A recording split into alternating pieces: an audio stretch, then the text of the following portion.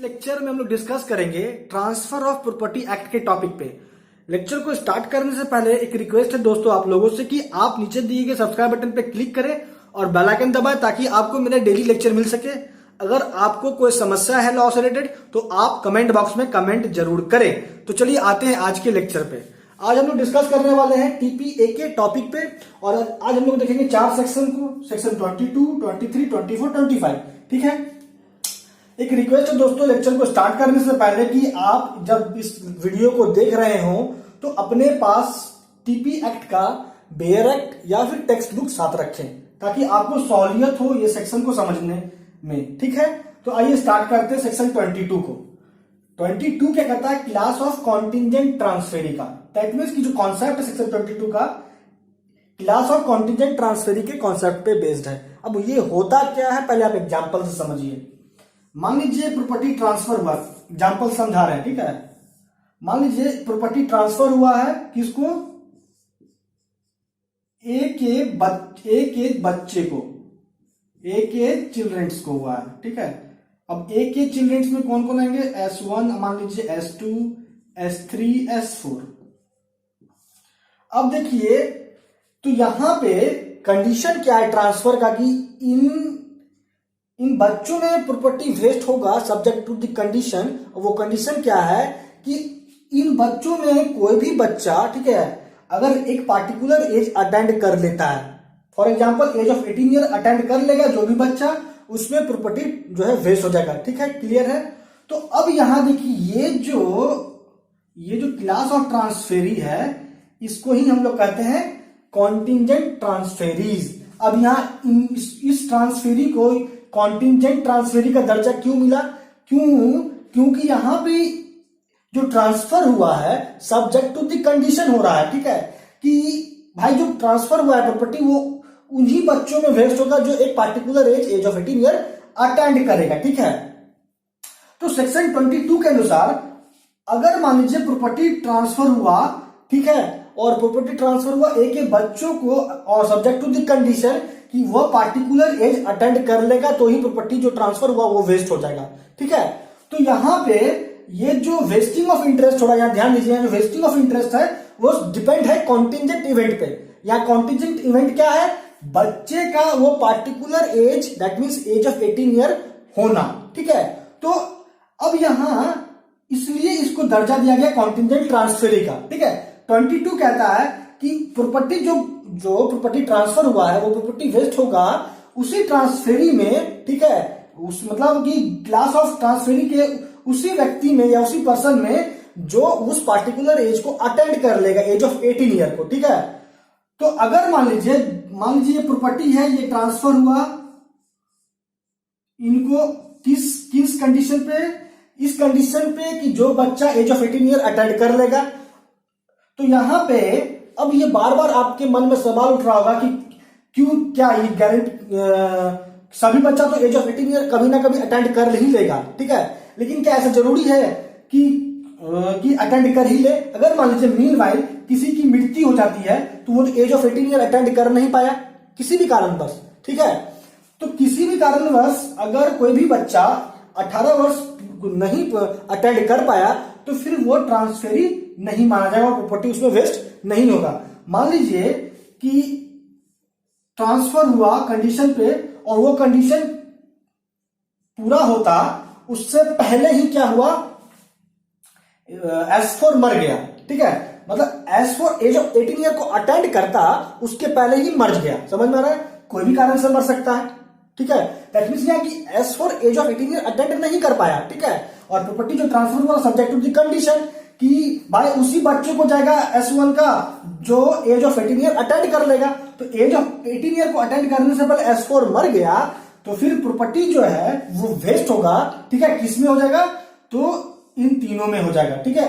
वही अगर क्योंकि इन तीनों में वेस्ट क्यों हुआ? क्योंकि ये तीनों 18 ईयर ऑफ एज अटेंड कर लिए। क्लियर समझ में आ रहा है? या कर लिया। एक के बच्चों ने 18 S1, S2, S3 ने एज ऑफ 18 ईयर अटेंड कर लिया, इसलिए जो है इन तीनों में प्रॉपर्टी वेस्ट हो गया। और 18 वर्ष पूरे से पहले S4 मर गया, इसलिए इसमें प्रॉपर्टी क्या हुआ? वेस्ट नहीं हुआ। समझ में आ गया? निहित नहीं हुआ। क्लियर है? यही कॉन्सेप्ट है 22 का, क्लास ऑफ कॉन्टिजेंट ट्रांसफरी का। तो ये हो गया क्लास ऑफ कॉन्टिजेंट ट्रांसफरी, क्योंकि यहाँ सर्टेन नहीं है कि कौन बच्चा एज ऑफ 18 ईयर अटेंड कर लेगा, लेकिन यह तय है कि ये जो ग्रुप क्लास ऑफ पर्सन है, क्लास ऑफ ट्रांसफरी है, उसमें कौन कौन व्यक्ति आएंगे ये तय है, लेकिन वो व्यक्ति जो एज 18 ईयर अटेंड करेगा ये तय नहीं है। ये भी गारंटी, ऐसा अगर मान लीजिए, फिर समझ लीजिए कि S3 मर गया 18 वर्ष पूरे से पहले, तो फिर प्रॉपर्टी किसमें वेस्ट होगा? ये दोनों में वेस्ट हो जाएगा। ठीक है, अगर मान लीजिए दोनों का दोनों, मतलब चारों अगर मान लीजिए एज ऑफ 18 ईयर अटेंड नहीं किया, तो फिर क्या होगा? तो फिर क्या होगा कि जो प्रॉपर्टी है वो रिवर्ट बैक हो जाएगा, मतलब वो ट्रांसफेरी को, माफ कीजिएगा, ट्रांसफेरर में वेस्ट हो जाएगा। ठीक है, वो रिवर्ट बैक हो जाएगा ट्रांसफेरर को। क्लियर समझ में आ रहा है? यही है सेक्शन 22 का कॉन्सेप्ट। ये हो गया सेक्शन 22 का कॉन्सेप्ट, समझ में आ गया। अब आइए जो सेक्शन 23 वो क्या कहता है? कॉन्टिजेंट सब्सिक्वेंट कॉन्टिजेंट इंटरेस्ट का कॉन्सेप्ट। अब सेक्शन 23 जिस कॉन्सेप्ट बेस्ड है वो क्या है कि कोई भी प्रॉपर्टी बिना ओनर के एक मूवमेंट भी नहीं हो सकता। दैट मीन्स कि अगर कोई प्रॉपर्टी है तो उसका कोई ना कोई मालिक होगा ही। ठीक है, हर वक्त। ठीक है, अब इसको भी आप एग्जांपल से समझ लीजिए, अच्छे से समझ लीजिए। अगर मान लीजिए आप बेयर एक्ट या फिर टेक्स्ट बुक में ही देखिएगा, एग्जांपल दिया हुआ है, और उस एग्जांपल को आप सही तरीके से समझ लेते हैं तो आपका 23 सेक्शन क्या कह रहा है ये क्लियर हो जाएगा। अब देखिए, मान लीजिए कि एक प्रॉपर्टी है, ये प्रॉपर्टी ट्रांसफर हुआ ए को फॉर लाइफ ट्रांसफर हुआ, समझ में आ गया। उसके बाद ए के मरने के बाद यह प्रॉपर्टी मिल जाएगा बी को, समझ में आ रहा पूरा बात? ये प्रॉपर्टी मिल जाएगा बी को, लेकिन कंडीशन क्या है? यहां ध्यान देने वाली बात क्या है, क्योंकि यही कंडीशन पे बेस्ड है 23 सेक्शन। कंडीशन क्या है कि बी में प्रॉपर्टी तभी वेस्ट होगा, ठीक है, जब जब ए मरे उसके पहले जो है बी लॉ एग्जाम में फर्स्ट डिवीजन मार्क ऑब्टेन कर ले। मैं फिर से रिपीट करता हूं, एक ट्रांसफर हुआ प्रॉपर्टी का, वो पहले हुआ ए को फॉर लाइफ, जीवन भर के लिए, जब तक ए जीवित है उस प्रॉपर्टी को एंजॉय कर सकता है।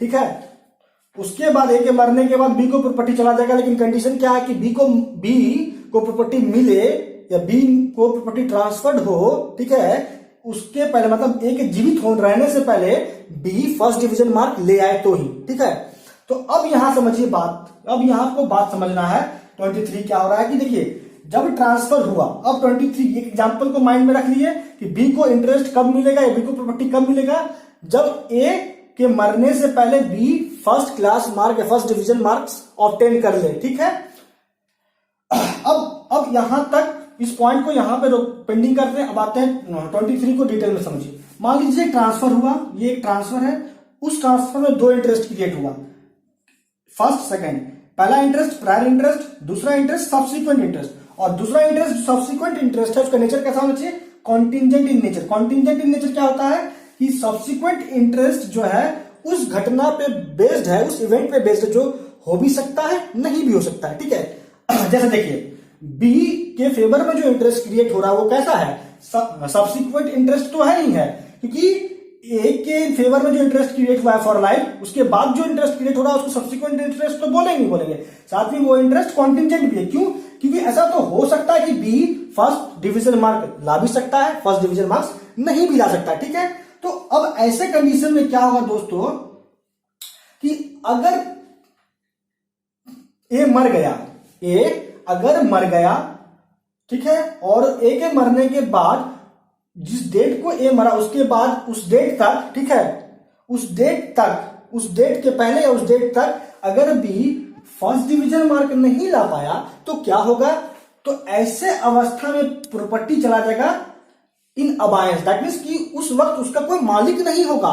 ठीक है, तो इसी सिचुएशन को रोकता है, इसी सिचुएशन को प्रोहिबिट करता है, ठीक है, प्रोहिबिट करता है सेक्शन 23 कि ऐसा सिचुएशन कभी अराइज ना हो। ठीक है, तो इसलिए सेक्शन 23 के अनुसार अगर मान लीजिए कि एक ट्रांसफर से दो इंटरेस्ट क्रिएट हुआ, एक प्रायर इंटरेस्ट, दूसरा सब्सिक्वेंट इंटरेस्ट, उसका नेचर कॉन्टिजेंट इन नेचर होना चाहिए। तो ऐसे कंडीशन में जो सब्सिक्वेंट जो कॉन्टिजेंट इंटरेस्ट है वो इफेक्ट में तभी आएगा जब जिस कंडीशन पे सब्सिक्वेंट कॉन्टिजेंट इंटरेस्ट क्रिएट हुआ है वो सब्सिक्वेंट वह कंडीशन फुलफिल्ड हो जाए। तो यह कंडीशन क्या था कि बी के फेवर जो इंटरेस्ट जो क्रिएट हुआ क्या सब्सिक्वेंट कॉन्टिजेंट इंटरेस्ट है, और वह इंटरेस्ट बी को या वह इंटरेस्ट इफेक्ट प्रभाव में कब आएगा, जब ए के मरने के पहले बी फर्स्ट डिवीजन मार्क ले आए। ठीक है, अगर मान लीजिए सेक्शन 23 कहता है कि अगर B first division mark exam में, लॉ एग्जाम में ले आता है ए के मरने से पहले, ठीक है, या उस डेट को जिस डेट को ए मरा है, ठीक है, तो फिर प्रॉपर्टी वेस्ट हो जाएगा ए में। अदरवाइज अगर ए के मरने के बाद अगर बी फर्स्ट डिवीजन मार्क लाता है, ठीक है, तो फिर ऐसे कंडीशन में क्या होगा कि प्रॉपर्टी जो है वो की भी मतलब उस मूवमेंट में अगर ऐसा सिचुएशन 23 नहीं होता तो उस मूवमेंट में कि ए मर गया, उसके कुछ दिन के बाद एक बी को फर्स्ट डिवीजन मार्क आया है, तो उस दिन तक मतलब बी को फर्स्ट डिवीजन मार्क आता उसके पहले तक उस प्रॉपर्टी का कोई मालिक नहीं होता, दैट मींस प्रॉपर्टी चला जाता है कैसा अबाइंस में। ठीक है, तो ऐसा सिचुएशन को रोकता है 23 कैसे कि ऐसा हालात ही क्रिएट नहीं होगा। अगर मान लीजिए बी को फर्स्ट डिवीजन मार्क आता है ए के मरने के बाद आता है, ठीक है, समझ में आ रहा है, ए के मरने के बाद आता है, तो फिर प्रॉपर्टी बी को तो नहीं जाएगा, फिर क्या होगा, वो वापस हो जाएगा किसको, ट्रांसफेरर को वापस हो जाएगा। ठीक है, जो यहां पे ट्रांसफर जो ए को ट्रांसफर प्रॉपर्टी किया था ना उसको चला जाएगा प्रॉपर्टी। समझ में आ रहा है बात समझ में आ गया। तो कंडीशन क्या है, एकदम क्लियर है कि एक ट्रांसफर से दो इंटरेस्ट हुआ create, prior interest, subsequent interest, और subsequent interest subject to the condition effect प्रभाव में आएगा, तो उस कंडीशन को फुलफिल हो जाना है। ठीक है, तो यहां पे बी में इंटरेस्ट वेस्ट हो, इसके लिए पहला शर्त क्या है कि उसको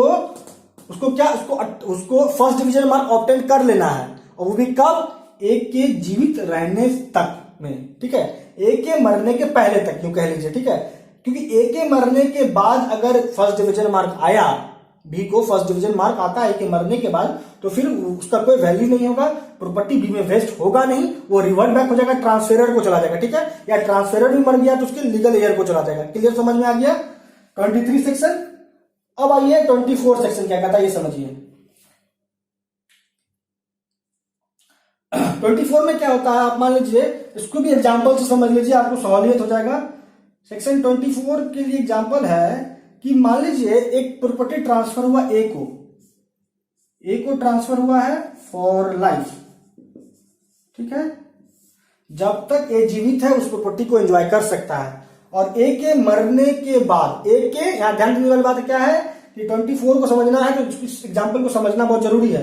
ए के मरने के बाद जो प्रॉपर्टी है इक्वली बट जाएगा या ट्रांसफर हो जाएगा बी को और सी को। ठीक है, समझ में आ रहा है, या फिर दोनों में से किसी एक को प्रॉपर्टी चला जाएगा ए के मरने के बाद। कंडीशन क्या, ए के मरने के बाद प्रॉपर्टी बी और सी में इक्वली बटेगा, या फिर जो बच गया उसमें प्रॉपर्टी चला जाएगा। क्लियर, समझ में आ रहा है। अगर मान लीजिए ए के मरने से पहले ये सी मर गया, अब जिस कंडीशन में ट्रांसफर होता है ये समझ में आ रहा है, लेकिन उसका जस्ट क्या हुआ एक्चुअली में कि ए के मरने से पहले, ए मरता उसके पहले ही सी मर गया। ठीक है, और उसके बाद ए मर गया, उसके बाद ए मरा है, और जिस डेट को ए मरा है उस डेट को बी जीवित है, उसके बाद भी बी जीवित रह गया। तो यहां पे क्या होगा कि ए के मरने से पहले सी मर गया और बी बच गया, तो जो प्रॉपर्टी था ए के मरने के बाद किसको चला जाएगा, पूरा प्रॉपर्टी चला जाएगा बी को। ठीक है, ऐसा नहीं होगा कि सी के लीगल एयर को प्रॉपर्टी जाएगा आधा, जो जैसा कंडीशन था कि ए के मरने के बाद प्रॉपर्टी बटेगा इक्वली, बी और सी में ट्रांसफर हो जाएगा। ठीक है, ऐसा कंडीशन पे ट्रांसफर हुआ था, लेकिन कंडीशन क्या था कि ए के मरने के बाद, ठीक है, जो बचेगा बी सी में दोनों बच गया, दोनों में इक्वली हो जाएगा, दोनों में से कोई एक बच गया तो उसमें चला जाएगा। तो यहाँ पे सी तो मर गया पहले, ए के मरने के पहले मर गया सी। ठीक है, तो यहाँ पे क्या होगा, जो प्रॉपर्टी ए के मरने के बाद चला जाएगा किसमें वेस्ट हो जाएगा, पूरा प्रॉपर्टी बी में चला जाएगा, सी के लीगल एयर में नहीं वेस्ट होगा। अगर सी का लीगल एयर क्लेम भी करेगा ना तो भी उसको नहीं मिलेगा, क्योंकि यहां पे 24 सेक्शन के अनुसार यह कहता है कि ए के मरने के बाद प्रॉपर्टी उसके सर्वाइवर को चला जाएगा, जो बच गया। तो बच कौन गया है, ए के मरने के बाद सिर्फ बी बच गया था, तो बी को चला जाएगा सिर्फ प्रॉपर्टी। समझ में आ गया बात, क्लियर है। इसलिए कह रहा है transfer to such of certain person.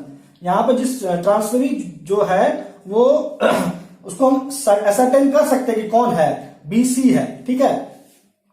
और उसमें से उसी को जाएगा ट्रांसफर होगा जो बच जाएगा, जो सर्वाइव करेगा at some period not specified, लेकिन वो बच जाएगा, ये कब वो बचेगा यह तय नहीं है। तो ऐसे सेक्शन 24 ऐसे ट्रांसफर को ही रेगुलेट करता है। तो ऐसे कंडीशन में जो बच जाएगा उसी को प्रॉपर्टी पूरा मिल जाएगा। समझ में आ गया पूरा बात।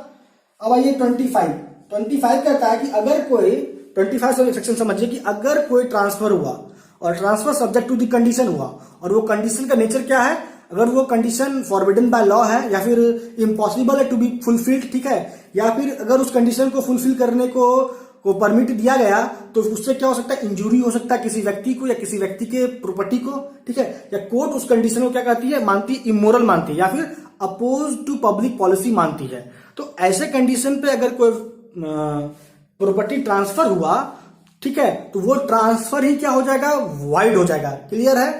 आप एग्जाम्पल समझ लीजिए, 25 का एग्जाम्पल से हम समझते हैं। अगर मान लीजिए ए ट्रांसफर किया प्रॉपर्टी बी को, ए प्रॉपर्टी ट्रांसफर किया बी को, कंडीशन क्या है कि प्रॉपर्टी जो हम ट्रांसफर कर रहे हैं, ए कह रहा है बी को कि हम जो प्रॉपर्टी तुमको ट्रांसफर कर रहे हैं वो प्रॉपर्टी तुमको तभी मिलेगा जब तुम मेरी बेटी सी से शादी कर लोगे, ठीक है।